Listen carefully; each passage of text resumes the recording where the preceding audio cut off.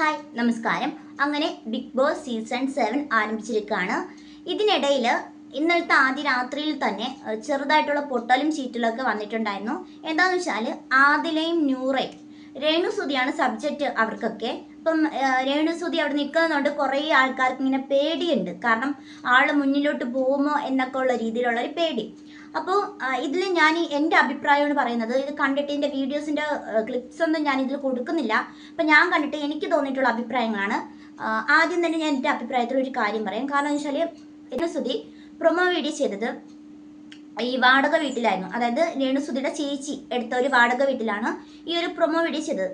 അതിൻ്റെ ആവശ്യമുണ്ടായിരുന്നെന്ന് എനിക്ക് തോന്നുന്നില്ല. കാരണം സുതിലയം എന്ന് പറയുന്ന ഒരു വീട് സുതിലയം എന്നൊരു വീട് സുതിയുടെ മക്കൾക്കും രേണുസുതിക്കും താമസിക്കാൻ വേണ്ടിയിട്ടാണ് ആ ഒരു വീട് ചെയ്ത് കൊടുത്തിരിക്കുന്നത്. അപ്പോൾ ആ ഒരു വീട്ടിൽ നിന്നാണ് തുടങ്ങേണ്ടിയിരുന്നു എന്നാണ് എനിക്ക് തോന്നിയിട്ടുള്ളത്. പിന്നെ ഈ കിച്ചുവിനെ പാരൻസിനെ പരിചയപ്പെടുത്തുന്ന ഒരു ഇതുണ്ടായിരുന്നു. അതിൽ തങ്കച്ചൻ അച്ഛനമ്മ എല്ലാവരും പരിചയപ്പെടുത്തുന്നുണ്ട്. ഋതപ്പനെ എൻ്റെ ഇളയ മകനാണ് എന്ന് പറഞ്ഞ് പരിചയപ്പെടുത്തുന്നുണ്ട്. രണ്ടാമത് കിച്ചുവിനെ മാത്രം രാഹുൽ നിങ്ങൾക്ക് എല്ലാവർക്കും അറിയാമല്ലോ എന്നാണ് പരിചയപ്പെടുത്തുന്നത്. അപ്പോൾ ഇത് എൻ്റെ പേഴ്സണലാണ്. ഇനി ഇതിൻ്റെ താഴെ PR വർക്കൊക്കെ വന്ന് പറഞ്ഞാൽ ഞാൻ മാക്സിമം തെറി വിളിക്കാണ്ടിരിക്കുക. നിങ്ങൾക്കുള്ള അഭിപ്രായങ്ങളൊക്കെ പറയാം. അങ്ങനെ പറയരുത് ഇങ്ങനെ പറയരുതെന്ന് പറയാം. കാരണം ഇത് കുറ്റങ്ങളോ കുറവുകളോ ഒന്നുമല്ല, നമുക്ക് പേഴ്സണലായിട്ട് തോന്നിയിട്ടുള്ള കുറച്ച് കാര്യങ്ങൾ അത്രയേ ഉള്ളൂ.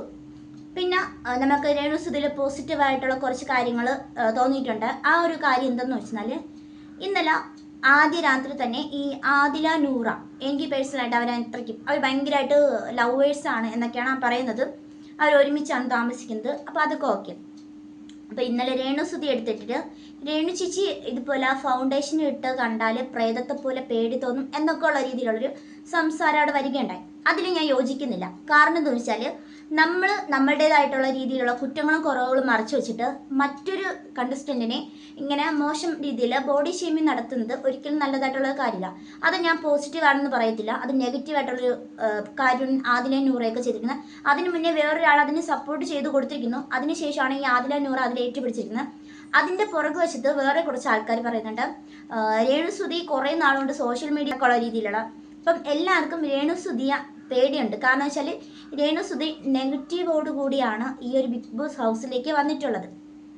പിന്നെ എനിക്ക് ഒരു ചിരിയായിട്ട് വന്നിട്ടുള്ള ഒരു കാര്യം എന്ന് വെച്ചാൽ ഈ സുധി എന്ന് പറയുന്ന വ്യക്തി കാർ അപകടത്തിലാണ് മരിച്ചത്.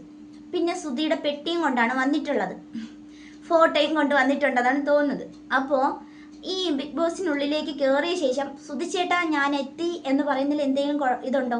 എനിക്ക് തോന്നിയിട്ടില്ല. കാരണം വെച്ചാൽ സുധിച്ചേട്ടാ ഞാൻ എത്തി ഉമ്മ എന്ന് പറയേണ്ട കാര്യമുണ്ടോ? ഇല്ല, ഞാൻ എത്തി, എനിക്ക് സുധിച്ചേട്ടന് അനുഗ്രഹം ഉണ്ട്, ഞാൻ അതുകൊണ്ട് മനസ്സിൽ നമുക്ക് പറയാം, അതുകൊണ്ട് നമ്മളിങ്ങനെ ഇവിടെ വരെ എത്തി എന്നുള്ള രീതിയിൽ പറയാം. പിന്നെ ബോഡി ഷേമിങ് ഒരിക്കലും ഞാൻ അക്സെപ്റ്റ് ചെയ്യുന്ന കാര്യമല്ല. ഒരിക്കലും നമ്മളായിട്ട് മറ്റൊരാളെ ബോഡി ഷേമിങ് ഞാൻ ചെയ്ത വീഡിയോസിൽ ബോഡി ഷേമിങ് നടത്തിയിട്ടില്ല. അവർ കാണിച്ച നന്ദികേട് മാത്രമാണ് പറഞ്ഞിട്ടുള്ളത്. അതുകൊണ്ട് PR വർക്ക് താഴെ വന്ന് നിങ്ങൾക്കുള്ള അഭിപ്രായങ്ങളിടാം മാക്സിമം. കാരണം നിങ്ങളൊക്കെ വിളിക്കുന്ന തെറികൾ നമുക്ക് അക്സെപ്റ്റ് ചെയ്യാൻ പറ്റാത്ത കാര്യങ്ങളാണ്. കാരണം അത്രയ്ക്ക് മോശമായിട്ടുള്ള രീതിയിലാണ് നിങ്ങൾ രേണുസുതിക്ക് വേണ്ടിയിട്ട് നമ്മുടെ വീഡിയോസിൻ്റെ അടിയിൽ വന്നിട്ട് കമൻറ്റ്സ് ഇടുന്നത്. അതുകൊണ്ട് നിങ്ങൾക്ക് തെറി വിളിക്കരുത്. നിങ്ങൾക്ക് വേറെ എന്തെങ്കിലുമൊക്കെ പറയാം. ഭയങ്കരമായിട്ടുള്ള മോശം തെറികളാണ് എനിക്ക് വന്നിട്ടുള്ളത്. അതുകൊണ്ടാണ് ഞാൻ പറഞ്ഞത്. അപ്പോൾ നെഗറ്റീവ് ആണെങ്കിൽ നെഗറ്റീവായിട്ട് തന്നെ തോന്നും, പോസിറ്റീവായിട്ടാണെങ്കിൽ പോസിറ്റീവായിട്ട് തന്നെ പറയും. അത്രയേ ഉള്ളൂ. അല്ലാണ്ട് ഇതിൽ ആരെയും കുറ്റം. കാരണം രേണുസുതി പുറത്തുനിന്ന് കയറിയതാണെങ്കിലും അകത്തേക്ക് പോകുമ്പോഴത്തേക്ക് ആൾ ഒറ്റയ്ക്കാണ്. ആൾക്ക് ആരും സഹായത്തിനൊന്നും ഇല്ലാത്തൊരു സാഹചര്യമാണ്. അപ്പം ആളുടെ കഴിവിൽ തന്നെ നിൽക്കേണ്ട ഒരു അവസ്ഥയാണ്.